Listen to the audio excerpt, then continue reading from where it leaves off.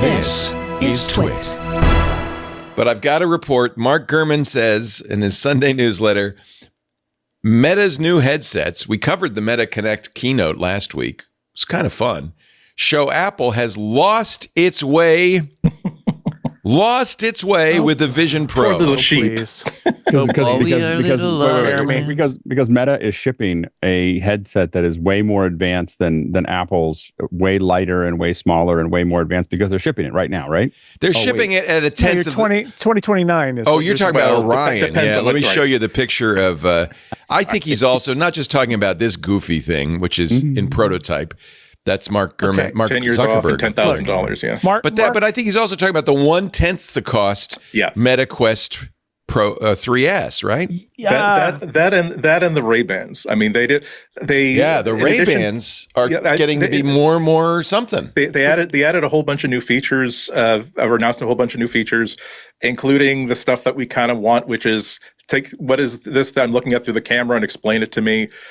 A lot of things that basically make it a really, really interesting thing. New colorways, new design ways that people seem to be very interested in, and being able to get a VR headset for $300 3 months before Christmas. Yep. And also, by the way, they also announced that they also announced that it's not as though you'll be able to install Android apps on their platform, but because they use a forked version of Android, they don't use like the Google Play Services powered version of Android that would get you access to the Play Store. But they basically announced to developers that if you have an Android app a 2D app you're selling through the Play Store, and you want to allow people to run it on our headsets, essentially all you have to do, you don't have to refactor it, you don't have to build a new version of it, you have to switch a couple of APIs to replace things that aren't available without the Google Play Store. But other than that, and if that happens, you will be able to have, just like on the nicer features of the Vision Pro, running standard phone apps, that 2D apps that make sense inside your virtualized environment. So I see a lot of what the headline means, but I'm with Jason. Like, I've seen I've seen too many commentators talk about the glasses, the Orion. The Orion, yeah. I don't think it's about Orion. 10 years. That's 10 years from now. It works, but it's $10,000 the version that he's working. So focus on the other cool stuff that Apple should be taking. Here's what Gurman said. With the iPhone, Apple cut the price while adding support for third-party applications. And by the way, I'm wearing my very, I think, stylish geek glasses, the Meta. I just took a picture by accident. Sorry. Yeah. the Meta Ray-Bans. He said the Apple Watch didn't catch on till the company focused on fitness tracking. That said, neither product had to be totally overhauled before becoming a big seller. They were on the right track, just needed some tweaks. Even today, the iPhone and Apple Watch are fairly close to the original Vision. Apple's facing from Mark Gurman, this is the killer paragraph. Apple's facing a very different challenge with its Vision Pro headset. It wants to turn the product into a line of devices with different features and price points, but it's not starting from a rock-solid foundation. If Apple ultimately becomes successful in headsets, the product will probably look and feel nothing like the Vision Pro today. And this is not to denigrate the Vision Pro's technology. I've always thought that the problem with the Vision Pro is the same problem as with the Meta Quest, which is I don't think people want to strap a heavy computer onto their face. That's the problem. But this is not a bad form factor. Okay, so my problem with Mark's analysis is that I think that he's absolutely right. The Vision Pro is not an iPhone or an Apple Watch.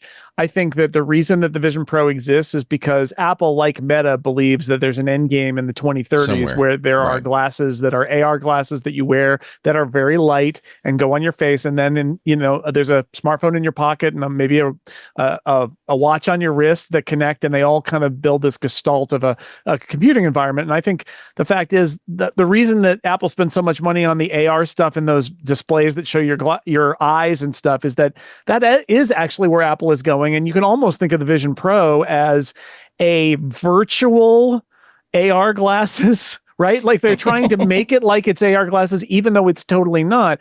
Also, I think so.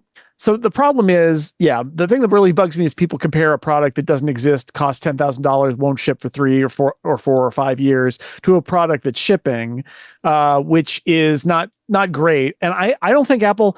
I don't think there's enough evidence that Apple has lost its way. I think that they decided that Vision Pro was something they could ship that could start the process of building this Vision OS platform that they feel one day will run something very much like Orion. And in fact, Mark Gurman reported more than a year and a half ago that Apple had decided that that product wasn't plausibly going to ship anytime soon, and so they ought to ship the Vision Pro instead.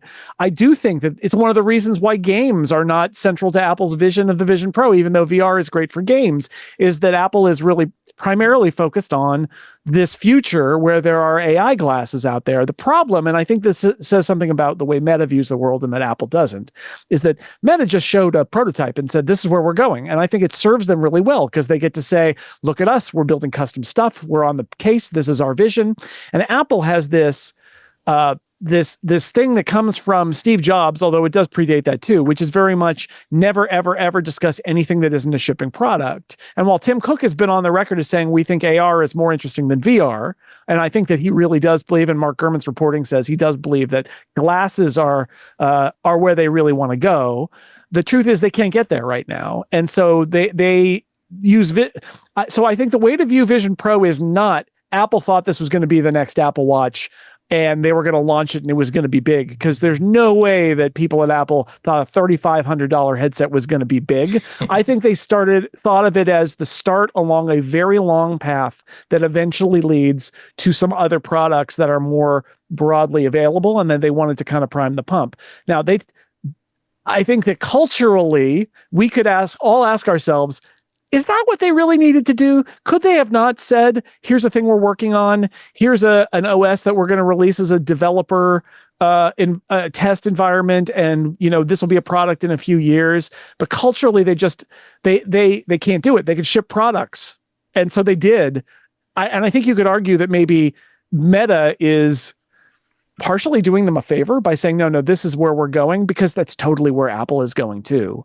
But Apple culturally seems unable to talk about the future, right? So they're just not gonna, and we're left with this. But I don't think Vision Pro was ever really intended to be, oh yeah, people are going to really wear this heavy thing and spend $3,500 and it's going to be huge. Like, it very clearly is just, we're going to ship this and see where it goes. And that is unlike any product Apple has shipped since the Newton, maybe? Yeah. I don't know. A long time. I agree. Apple's coming from the top. Is it fair to say Apple's coming from the top down and Meta's coming from the bottom up? Meta's starting with a cheap thing that you can improve. Apple's starting with an expensive thing that you can evolve. Yeah. Meta's doing both. Let me read what else Gurman says, because it's not all negative. Apple seems aware, he says, that it needs to rethink its approaches to headsets, but there isn't a consensus on how to do that, I'm told.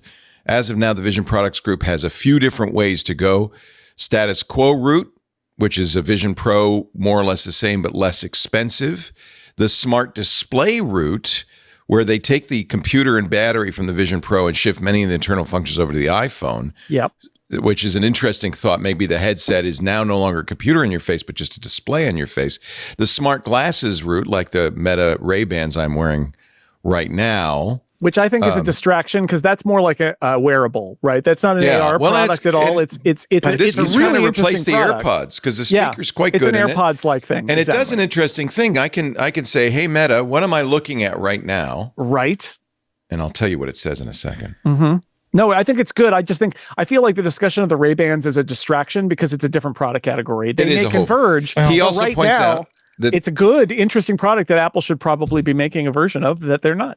He also says Apple is working on a new version of the AirPods Pro. I think this is very interesting, that uses external cameras and AI to understand the outside world, something that the Meta just did. By the way, it told me I'm looking at something that could probably be used for live video streaming, which is pretty astute, pretty accurate. He says the Holy Grail route, the ultimate goal, standalone augmented reality spectacles like the Orion, that come with high-performing lenses. By the way, the Orion is not a heads-up display. They're shooting into your iris, the picture, that's one of the reasons it's 5 to 10 years off. A battery system, onboard computer, cameras, eye tracking, all while being the size and weight of normal glasses. This has long been Tim Cook's dream. Yeah. But Apple, I don't know why that's the Holy Grail. I feel like Orion actually shows you a very Apple-like approach to that. Think about it, though, right? Because did anybody else look at the Orion demo and not think, oh, it's glasses tethered to an iPhone and an Apple Watch. It's not, right? It's not, but it kind of is. And could we imagine that Apple would release AR? It's got a computer. Well, it has a computing unit that goes in your pocket and used to have a camera in it. It's basically a phone, but don't call it a phone. Right. And can we imagine an Apple product being released like AR glasses that would require an iPhone? Well, I mean, it's exactly the Apple Watch story. And you could have, maybe they'll use your Apple Watch, or you could buy a little thing like what Meta had that is simpler in order to do the motion tracking you need for your hand movements to run the interface. Like I don't know why you would even try to make a standalone version of this at first. I think that it would be very Apple to just assume that you are walking around with an iPhone in your pocket that's doing all the computing for this thing and something on your wrist. That's the innovator's dilemma, isn't it? They have this vastly successful product that they can't cannibalize. So they're going to be they're going to have that burden of kind of trying to do something with the iPhone. But it would cost them so much more to put compute on that thing in the short term, and they don't need to, because everybody's going to have to. Who are we kidding? Anybody who's using Apple glasses is going to have an iPhone, right? And I think in the long run, having a very hot, somewhat heavy battery laden compute object in our pocket is probably not going to go away for a long time. So why not just embrace that and say, look, we all are going to have a smartphone in our pocket. That's the brain. And you don't disagree with me that you'd better in your pocket than strapped to your face. Oh my God, of course not. Yeah. Or this isn't bad. I don't mind wearing these Meta glasses. Of course, the functionality is not the same at all, but anything bigger than this, you're gonna have to time me down. I still think the advantage of Apple going from the top down and building something that's really high end is a lot of times it's all about content for a lot of these things. Like, what are you going to develop for it, whether it's 3D or video or other things. And, most people who are developing, the reason that most people develop 1080p, let's say, is because most people watch it at 1080p. And most people, if everything was 4K, then people start to do things in 4K. By building something that is actually can handle very high resolution and very high frame rates, you're encouraging people to build content for that at that level. And I think that's a real issue, because up until now, a lot of the content that is on the Quest and on other things is buried into what the Quest can handle, and what it can actually look at.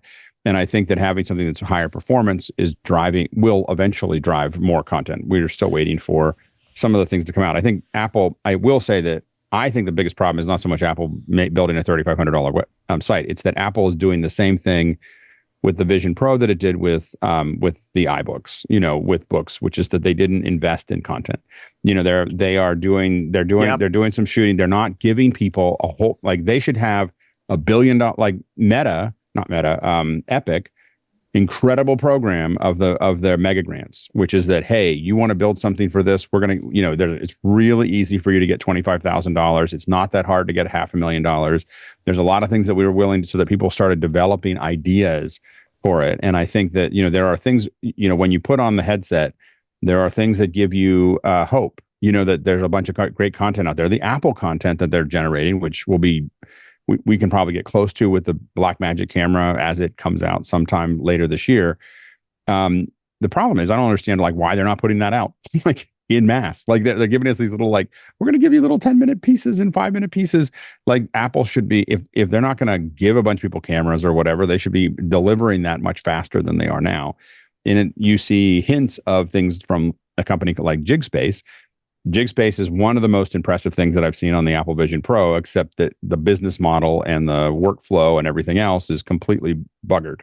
And so they don't have, so no one's going to use it because it's not a business model that makes sense for anybody. I mean, Apple should look at Jigspace and Sherlock them with Keynote. just put into Keynote everything that Jigspace is doing, so people can develop, so anybody can just open up Keynote and develop a 3D presentation of their product, of their things. Now, is that going to sell a lot more headsets? Probably not, but it's going to start showing people what's possible, with those things. And that's what's missing right now, is that there aren't people that are really pushing, pushing that envelope. And it's hard because there's only 300,000 or 400,000 headsets out there. So you have to figure out what that small market is that you can, or a highly vertical market that you can, get into, that where people are willing to pay. Now, that those people are willing to pay, but it's also like, how do we actually get out to all those people so that if you have a headset, that it's there? And those are the things but it's a content problem, in my opinion, from Apple's perspective at the moment, is that I don't have I watch movies on my headset, and I play with a couple other things, and of course I'm doing spatial stuff with Stream Voodoo, so I play with it there. But there's not a lot of new things that I open and go, "Ooh boy, I really want to play with this in the Apple Vision Pro." But on the other side of that, that was never going to occur until years after the headset was created. It takes time to do all the development to make this work. But I think that Apple's either not giving the guidance, not giving the money, not giving the promotion, not doing the things it needs to do to encourage the content that drives, to make sure the current Apple Vision Pro users are using it. And I think that Apple's not doing a very good job there. Maybe on purpose. Maybe it's a slow burn that they want to pick up speed, as they go into next spring. I can't quite figure it out. Between a company run by enthusiasts and a company run by business people. I think a lot of people working on the Vision Pro are enthusiasts. Yeah, but what you're describing is an enthusiast vision. And I really liked your piece, Jason, in 6 Colors, in which you say Apple and Meta are playing the same game. They're both going in the same direction. It's just different rules. And that's why I'm bothered by some analysis that says, well, this thing that doesn't exist, that isn't going to ship, that costs a fortune, means that Meta is ahead. It's like, well, Apple is never going to tell you where they are. They might be ahead or behind. They probably have something like Orion in the lab. Well, according to Gurman, a year and a half ago, they had it. They decided there's no way we can ship this, which is literally what Meta has also said. But they just showed it. But they know they can't ship it. But they're going to the same place. They're both, these companies know what the dream is. The dream is to get AR specs so that if they replace the smartphone, they're the players. That's when what you talk about a highly personal device like a headset, like these AR glasses. The thing that we still have to go into is there's a lot of trust issues with Facebook. There's a lot of trust issues with data in Meta, and putting eyeglasses on all the time, is a complicated problem for Meta in a world where, when you took it, kids under 18, 87% of them have iPhones and none of them use Facebook. Like my kids, I talk to my kids and they're like, not only do they not use Facebook, they don't know anybody that uses Facebook. Like it's not even a thing anymore for them. And now Instagram, on the other hand, they're using, but it's a really complicated Meta's position. And Meta is trying. I mean, all of their music content, all the other things they're doing is all aimed at this young demographic. And what they're getting is older demographics. I think they're doing a really good job of rebranding, by the way. This is a thing that came up on one of my other podcasts yesterday, which is Google tried to decouple from Google and be Alphabet. Meta, I think, has been more successful in letting Facebook kind of like fade into the weeds, and these new product categories are Meta. And I know you can look, and if you know, but I think that they've been a little more effective in saying, what Meta and Horizon and Reality Labs, or whatever you want to call it, with the Quest and with future products, it's over here, and we all know it's actually Facebook. But like, I think they've done a much more effective job, and Instagram is thought of as Instagram and not as Facebook, and Threads is thought of as Threads or Instagram and not Facebook. And I think they've done a good job there, better than Google. Never said far. Facebook in the keynote at all. He never used the word Facebook. Nobody talk about Facebook. But I really do think that I've heard a lot of things, both in this conversation and other conversations, that have a lot of truth to them and have a lot of sense to them. I really do think, though, that with the Vision Pro, this is a case clearly of Apple, as they have often been praised for in the past, skating to where the puck is going to be, not where the puck is, and then getting there and the puck never arrives because they guessed wrong where it was going to be. This, I can't, if it's all in the context of how Apple presents and presented the Vision Pro. If they presented it as, this is early going, this is not where this is early going. We think this is going to be a really important place where we can do our work for software, operating systems, and human engineering. But we are going to make this available to developers for $3,000, $3,500, knowing that they can't even manufacture more than a few $100,000 anyway. if they were selling it to say that this is an early device, this is mostly for people who are early adopters, early investment holders, that would be one thing. But this is something that you can go into the Apple Store and buy. And on that basis, it's hard for me not to declare this as a failure of a product. It doesn't suit any purpose. It doesn't scratch any itch. It's great. Again, people have found that it's nice to have, in certain cases, like, again, if you're on a train or if you're on an airplane, virtual displays in which you can watch 2D content and interact with 2D apps. Some of the 3D experiences are very, very nice, but this is not what anybody is real. This is not where anything is in 2024. Yeah. I would like to give Meta a lot of credit, because they, on the other hand, realize that, well, we're not capable of giving somebody a revolution in spatial computing. What we can give them is a really cool 3D game platform for $300. That we can then extend for. We can't give them a heads-up display through natural glasses. What we can give them is really good audio through Bluetooth without having earbuds in, decent cameras that can get stuff done, and AI systems that can make the cameras and the audio very, very useful in a day-to-day thing. And they can do all of those things in such a way that it is practical and affordable and actually quite useful. What I would like to compare it to is that it's a little bit baffling what Apple has done, because Apple never does this. They never, as Gurman said, again, I think we've gone over this in discussion of the Apple Watch.